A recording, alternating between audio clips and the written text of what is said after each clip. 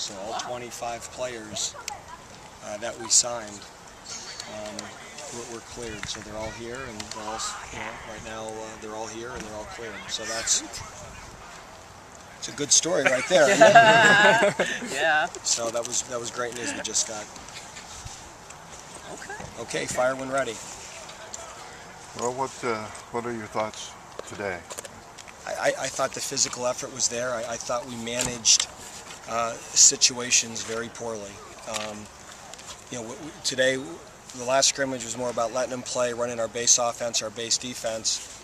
Today was more about exposing them to different situations in game, whether it's a 2-minute situation, an overtime period, coming out with the ball in tight quarters, and mentally we're just not close to where we need to be. We look today like a very young football team that is just playing football and isn't applying the situation. Not knowing the down and distance, not knowing the situation in the game.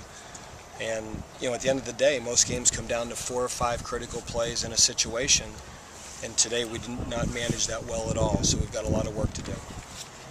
And how disappointing is that? It's probably, you didn't expect it, but how disappointing is it? Well, you do expect it with a young team, but so far the first week and a half at camp, I've been excited because we haven't practiced like a young team. We've practiced with urgency. We've had a great tempo. For the most part, the mental part of things we've picked up pretty well, and today we just did not handle situations well. So we got to go back and we've got to hit these things again and make sure we learn from them.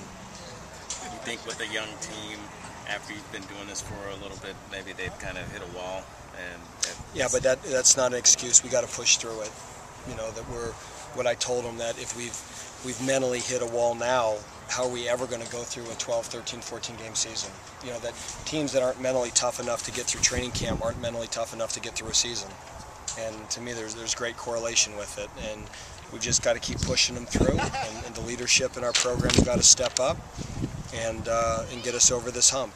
And again, every team in the country hits a point in camp that the novelty of it's over, and your game is far enough away, and this is where teams decide to become good, and they push through this, and we've got to make that decision.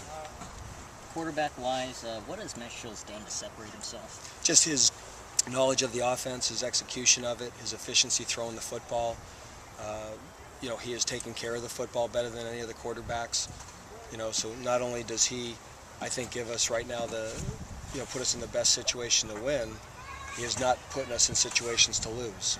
And I think sometimes with a young quarterback, you don't necessarily need them to make great plays, you just need to get them to avoid to make big mistakes. And so far, that's what he has done better than anybody else in the group. So would it be safe to say that if you guys had a game tomorrow to play, that he'd be the starting quarterback? You're very safe to say that. Right now, if we had a game tomorrow, Matt Shields would be our starter. And I, with the way things are going, I would have a hard time seeing that not stay true. I mean, it would really, something drastic would have to happen for him to not be our starter. And again, I don't believe in 2-3 weeks announcing a starter. To me, if you have a competitive program, guys got to show up every day and compete at every position. And if you're not going to announce on the press box who your starting left tackle is, I don't believe you do with the quarterback position. And obviously, that position's under scrutiny, and he has a clear and distant lead right now to be our starter. Sean Joplin, he had a nice play today to get a touchdown. If you could talk about his development and his progress. He's getting better. He just still doesn't know the offense as well as the other guys. He's made a lot of growth from a year ago. He understands the offense better, but not well enough that you're going to take Tyrone Croney or Kamar Jordan or Adrian Hodges off the field.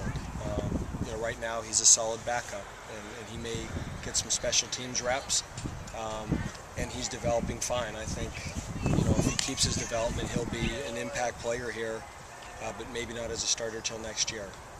He's in the mix, but right now, if everybody was healthy, he probably would not get a lot of plays at receiver. Having that idea of who's going to be the number one guy at quarterback, is that allowing the wide receivers and quarterbacks start to develop some more chemistry? No question, and that's why you like to get settled with that as soon as you can. Every quarterback's cadence is different.